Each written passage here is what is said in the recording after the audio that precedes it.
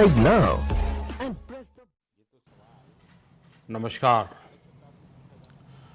आप सभी को और विश्व भर में फैले भगवान बुद्ध के अनुयायियों को बुद्ध पूर्णिमा की बैसाख उत्सव की बहुत बहुत शुभकामनाएं।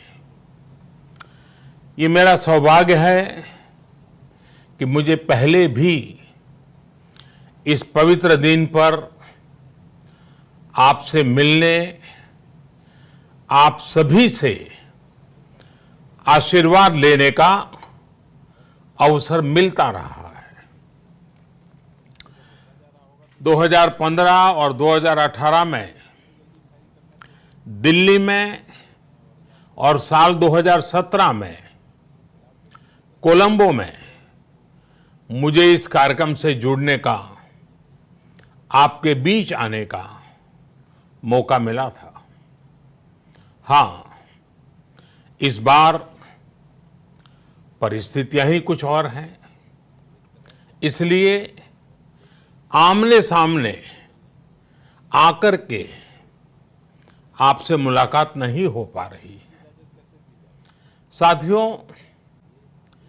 भगवान बुद्ध का वचन है, मनो पुब्बम गमा धम्मा, मनोसेट्टा मनोमया, यानी धम्म मन से ही होता है, मन ही प्रधान है, सारी प्रवृत्तियों का अगुवा है। इसलिए आपका और मेरा मन का जो जुड़ाव है, उसके कारण सशरीर उपस्थिति की कभी उतनी महसूस नहीं होती।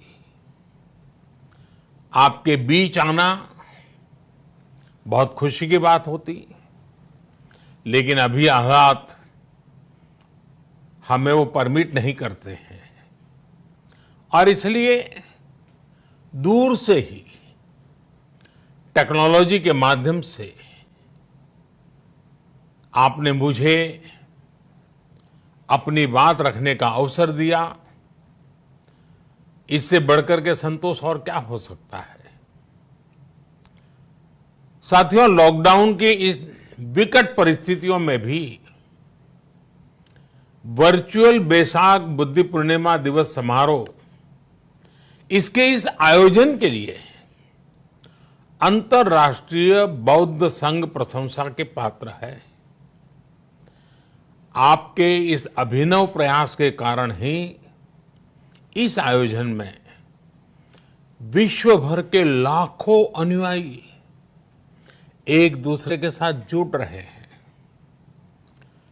लुम्बिनी, बोधगया, सारनाथ और कुशीनगर के अलावा श्रीलंका के श्री अनुराधापुर स्तूप और वासुदेवा मंदिर में हो रहे समारोहों का इस तरह एकीकरण कितनी अद्भुत कल्पना है, कितना सुंदर दृश्य है।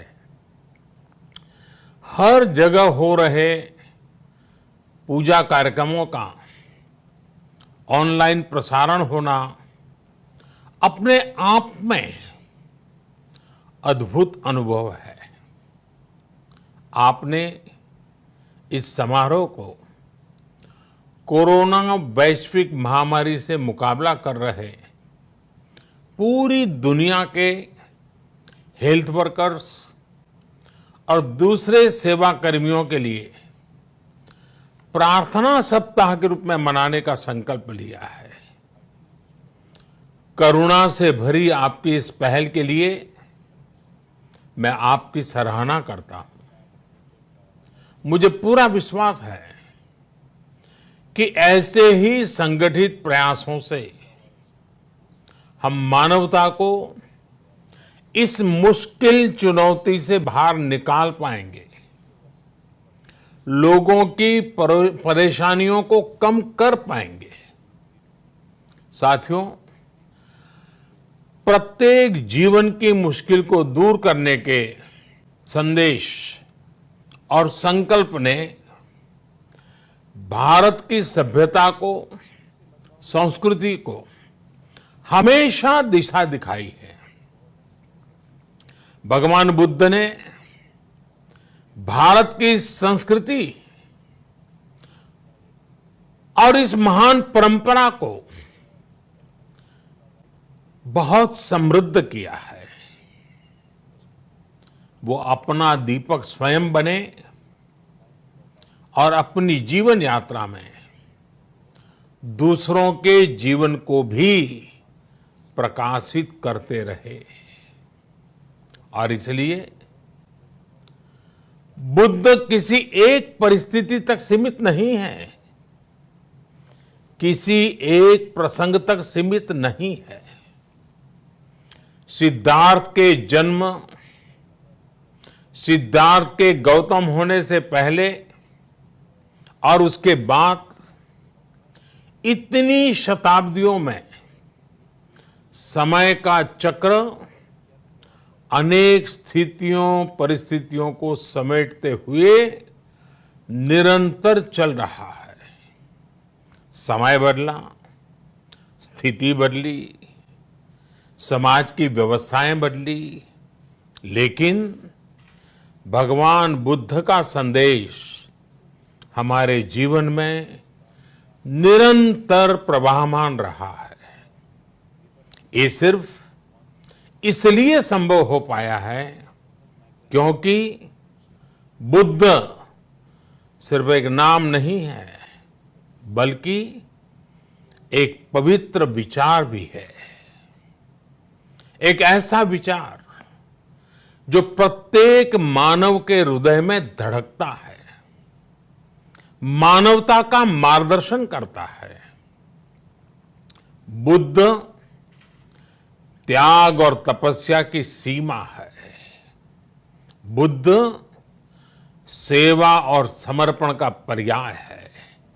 बुद्ध मजबूत इच्छा शक्ति से सामाजिक परिवर्तन की पराकाष्ठा है।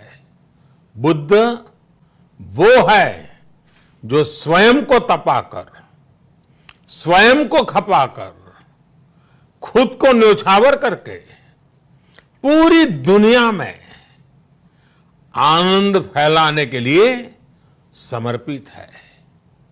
और हम सभी का सौभाग्य देखिए, इस समय हम अपने आसपास ऐसे अनेकों लोगों को देख रहे हैं जो दूसरों की सेवा के लिए, किसी मरीज के इलाज के लिए, किसी गरीब को भोजन कराने के लिए, किसी अस्पताल में सफाई के लिए, किसी सड़क पर कानून व्यवस्था बनाए रखने के लिए चौबीसों घंटे काम कर रहे हैं। भारत में, भारत के बाहर ऐसा प्रत्येक व्यक्ति, विश्व के हर कोने में ऐसा प्रत्येक व्यक्ति अभिनंदन का पात्र है, नमन का पात्र है। साथियों, ऐसे समय में जब दुनिया में उथल पुथल है, कई बार दुख, निराशा, हताशा का भाव बहुत ज्यादा दिखता है, तब भगवान बुद्ध की सीख और भी प्रासंगिक हो जाती है। भगवान बुद्ध कहते थे कि मानव को निरंतर ये प्रयास करना चाहिए कि वो कठिन स्थितियों पर विजय प्राप्त करे, उनसे बाहर निकले। थक कर रुक जाना ये विकल्प नहीं हो सकता। आज हम सब भी एक कठिन परिस्थिति से निकलने के लिए निरंतर जुटे हुए हैं, साथ मिलकर काम कर रहे हैं। भगवान बुद्ध के बताए 4 सत्य यानी दया, करुणा, सुख दुख के प्रति समभाव और जो जैसा है उसको उसी रूप में स्वीकारना। ये सत्य निरंतर भारत भूमि की प्रेरणा बने हुए है। आज आप भी देख रहे हैं कि भारत निस्वार्थ भाव से बिना किसी भेद के अपने यहां भी और पूरे विश्व में कहीं भी संकट में घिरे व्यक्ति के साथ पूरी मजबूती से खड़ा है।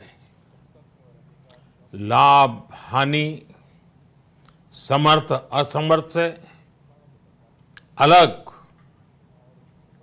हमारे लिए संकट की ये घड़ी सहायता करने की है। जितना संभव हो मदद का हाथ आगे बढ़ाने की है।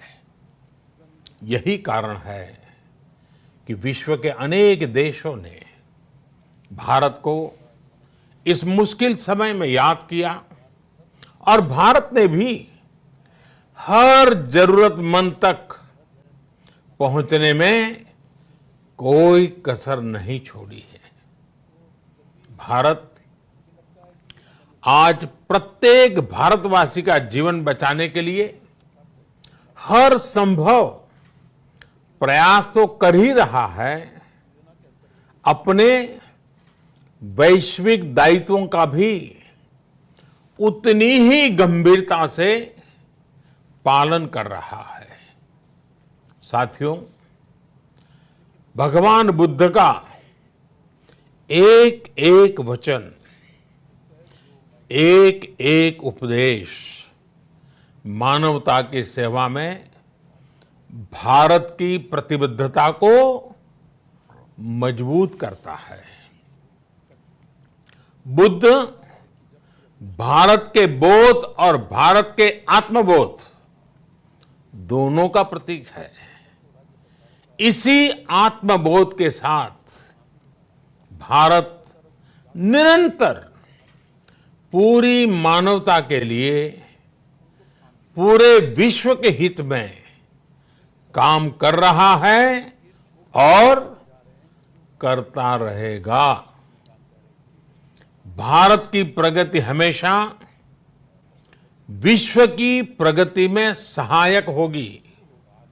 साथियों, हमारी सफलता के पैमाने और लक्ष्य दोनों समय के साथ बदलते रहते हैं, लेकिन जो बात हमें हमेशा ध्यान रखनी है वो ये कि हमारा काम निरंतर सेवा भाव से ही होना चाहिए।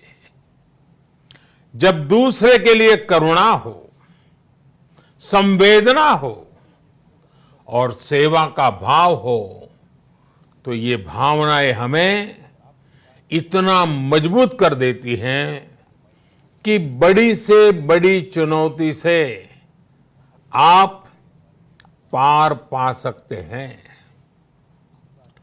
सुप्पबुद्धम पबुज्जन्ति सदा घोतम सावका, यानी जो दिन रात हर समय मानवता की सेवा में जुटे रहते हैं वही बुद्ध के सच्चे अनुयायी हैं।